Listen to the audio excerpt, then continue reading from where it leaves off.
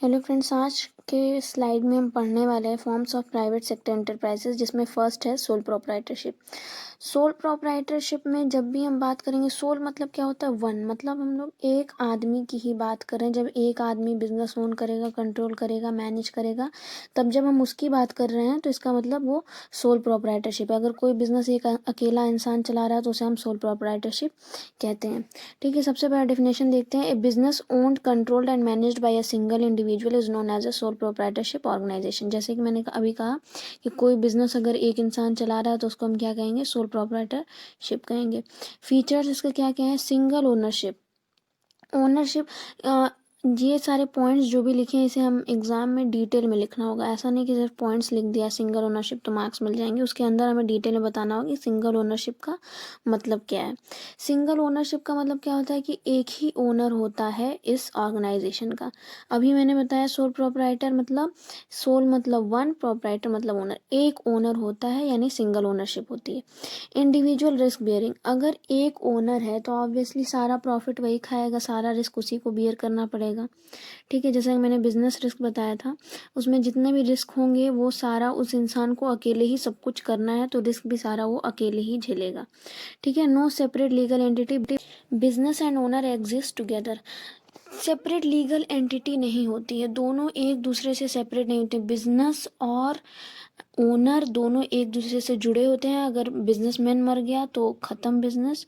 ठीक है, ऐसा नहीं होगा कि बिजनेस चलती ही रहेगी भले बिजनेसमैन मर गया है। ठीक है। नेक्स्ट पॉइंट है freedom of operation. No legal formalities are required. ये मैंने शॉर्ट में लिख दिया है ताकि समझने में आसानी हो, और उसके बाद आप लोग अपने वर्ड्स में इसे बड़े तरीके से लिख दें, और मतलब जितने मार्क्स होंगे उस हिसाब से, मार्क्स के हिसाब से लिखना होता है आंसर। फ्रीडम ऑफ ऑपरेशन में no legal formalities are required, मतलब कोई भी लीगल फॉर्मेलिटीज़ नहीं करनी होती हैं कि इधर दौड़ो उधर दौड़ो, ये लाइसेंस लाओ, ये रजिस्ट्रेशन कराओ, कुछ नहीं। कुछ कुछ बिजनेस ऐसे होते हैं जिसमें लाइसेंस चाहिए होता है, नहीं तो लाइसेंस ज़्यादातर बिजनेस में सोल प्रोप्राइटरशिप के फॉर्म में नहीं चाहिए होता है। ठीक है। फिफ्थ है unlimited liability. If the business assets are not sufficient to pay off the debts, the proprietor may have to sell his personal property. मान लीजिए कि अगर प्रोप्राइटर ने लोन ले लिया है, ठीक है, लोन लिया है, अब लोन का पैसा वो चुका नहीं पा रहा है, वो बिज़नेस का अपना सब कुछ बेच चुका है, जो भी उसके दुकान में था या फिर जो भी उसके बिज़नेस में था वो सारा सामान बेच चुका है, सारे एसेट्स बेच चुका है, फिर भी वो लाइबिलिटी नहीं पूरी कर पाया, लोन नहीं पूरी कर पाया, तो उसके बाद क्या होगा? उसके बाद बैंक कहेगी भैया तुम अपना घर बेचो, अपनी पर्सनल प्रॉपर्टी बेचो, या फिर अपने घर का सामान बेचो, उससे नहीं मतलब है, हमें तो लोन का पैसा चाहिए ही चाहिए। ठीक है। नेक्स्ट है one man control. One man control में क्या है?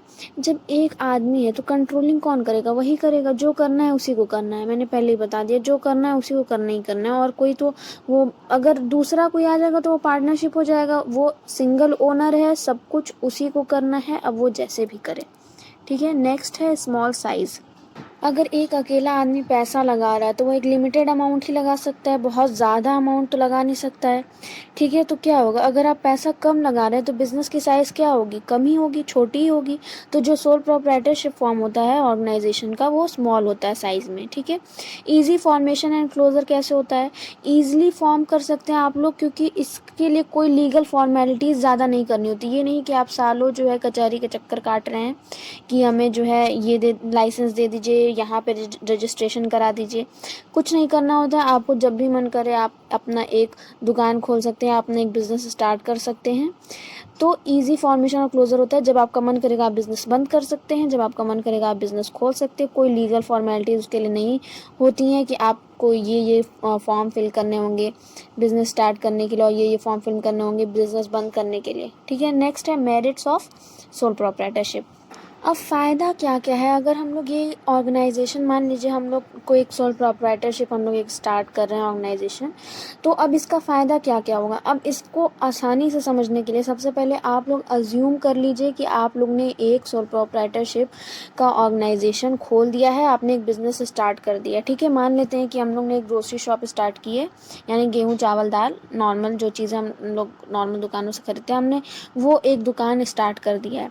तो फर्स्ट है ईजी फॉर्मेशन एंड क्लोजर, हम लोग आसानी से गेहूँ, चावल, पेस्ट, सोप वगैरह ये सब का एक दुकान जो है स्टार्ट कर सकते हैं और जब भी मन करेगा हम लोग क्लोज कर सकते हैं। तो ये इसका एक एडवांटेज हो गया कि हम लोग तुरंत उसका जो है उसको खोल सकते हैं। सेकेंड है direct incentive, direct relation between efforts and reward. Direct relation होता है, मान लीजिए आज हम ज़्यादा सामान बेच रहे हैं तो हमें क्या मिल रहा है, ज़्यादा पैसे मिल रहे हैं, तो वो क्या हो गया, डायरेक्ट इंसेंटिव हो गया। मतलब जितना ज़्यादा एफर्ट लगाओ उतना ज़्यादा कमाओ। थर्ड है फ्लेक्सिबिलिटी, क्विक डिसीजन, हमें किसी से पूछना ही नहीं है। जब मैंने दुकान खोला तो मुझे अब किसी से सजेशन तो लेना नहीं है कि मैं ये करूं कि ना करूं, ठीक है। तो वो क्या होगा, डिसीजन वहाँ पे क्विक होगा, क्योंकि मुझे खुद से ही डिसाइड करना है कि सामान और आएगा कि नहीं आएगा। मुझे कई लोगों से पूछने की ज़रूरत नहीं है कि सामान इतना लाना है, ये करना है, वो करना है, ये सब कुछ करने की ज़रूरत नहीं है। तो फ्लेक्सिबिलिटी रहेगी डिसीजन मेकिंग में। नेक्स्ट है सोल बेनिफिशियरी ऑफ प्रॉफिट्स, अब मैं अकेले बिजनेस में काम कर रही हूँ, मैं अकेले दुकान खोली हूँ, मैं अकेले दुकान चला रही हूँ, तो प्रॉफिट सारा कौन लेगा, मैं लूँगी। तो मुझे एक वो भी एडवांटेज हो गया। सीक्रेसी क्या है, कोई नहीं जान सकता कि मुझे कितना प्रॉफिट हो रहा है, क्योंकि मैं अकेले उस बिज़नेस में काम कर रही हूँ। वो चीज़ें सिर्फ मेरे तक ही सीमित है, मुझे ही पता है कि कितना प्रॉफिट मैं कमाई, कितना नहीं कमाई। सिक्स्थ है इंडिपेंडेंट कंट्रोल, मेरे पास पूरा कंट्रोल है, मैं इंडिपेंडेंट हूँ, मैं कुछ भी कर सकती हूँ अपने बिज़नेस में। तो क्या है ये, एक इंडिपेंडेंट कंट्रोल मिल रहा है मुझे कि मुझे किसी से कुछ पूछना नहीं है, पूरी अथॉरिटी मेरे हाथ में है, मुझे ही सब करना है। मुझे किसी के आगे झुकने की ज़रूरत नहीं है, मुझे किसी से पूछने की ज़रूरत नहीं है, मेरा कोई सुपीरियर नहीं है यहाँ पे। तो क्या हो गया, इंडिपेंडेंट कंट्रोल हो गया।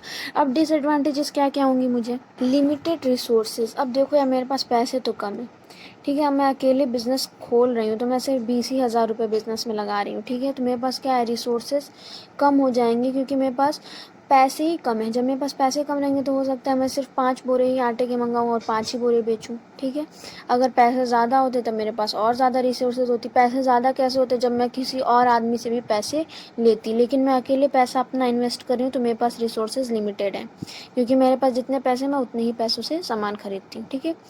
अनलिमिटेड लायबिलिटी क्या है कि यार अगर मेरा लायबिलिटी लिमिटेड रहता तो मैं अपना दुकान खाली कर देती, उसके बाद कोई मुझसे पैसे नहीं मांगता। लेकिन मेरी लायबिलिटी अनलिमिटेड है, अगर मैंने लोन लिया है तो मुझे भले अपना घर बेचना पड़ जाए, लेकिन मुझे लोन के पैसे भरने ही भरने पड़ेंगे। लिमिटेड मैनेजरियल स्किल, अब मान लीजिए कोई कम पढ़ा लिखा है, मान लीजिए मैं कम पढ़ी लिखी हूँ और मेरे को बिज़नेस चलाना है, तो मैनेजरियल स्किल्स जो है वो मेरे पास कम है, ठीक है। मैं ज़्यादा अपना दिमाग नहीं इस्तेमाल कर रही हूँ बिज़नेस को एक्सपैंड करने के लिए। तो मैनेजरियल स्किल्स क्या होगी, मेरे पास लिमिटेड ही है, जितना मैंने पढ़ा है बस मैं उतने ही स्किल्स अप्लाई कर रही हूँ। अगर मैं एक अच्छा खासा पढ़ा लिखा आदमी अपॉइंट कर लूँ तो हो सकता है मेरा बिज़नेस और उस आसमान की ऊंचाइयों को छुए, लेकिन क्या है कि मैं अकेले चला रही हूँ बिज़नेस, तो हम लोग के पास मैनेजरियल स्किल्स लिमिटेड रहेंगी। Limited scope for expansion, expansion के स्कोप्स भी लिमिटेड है, क्यों, क्योंकि मेरे पास पैसे ही कम है। जब मेरे पास पैसे ही कम है तो मैं कहाँ से एक और दुकान खोलूँ, कहाँ से 4 और दुकान खोल लूँ, ठीक है। तो एक्सपेंशन का जो स्कोप है वो लिमिटेड रहता है, जितने पैसे रहेंगे, भैया मेरे पास 20,000 रुपये तो मैं एक ही दुकान खोल रही हूँ, अब कहाँ से लाऊँ बाकी पैसे। तो limited life of a business क्या है, फिफ्थ पॉइंट है limited life of a business. जब तक मैं चला रही हूँ और जब मैं बंद कर दूँगी, मान लीजिए मैं ही ख़त्म हो गई, मेरी ही मौत हो गई, तो उसके बाद क्या होगा, बिज़नेस बंद हो जाएगा। तो उसकी लाइफ क्या है, लिमिटेड है, उसके बाद उसको कौन चलाएगा, कोई नहीं। Thank you. अगले स्लाइड में हम next form of private sector enterprises पढ़ेंगे, that is joint Hindu family business.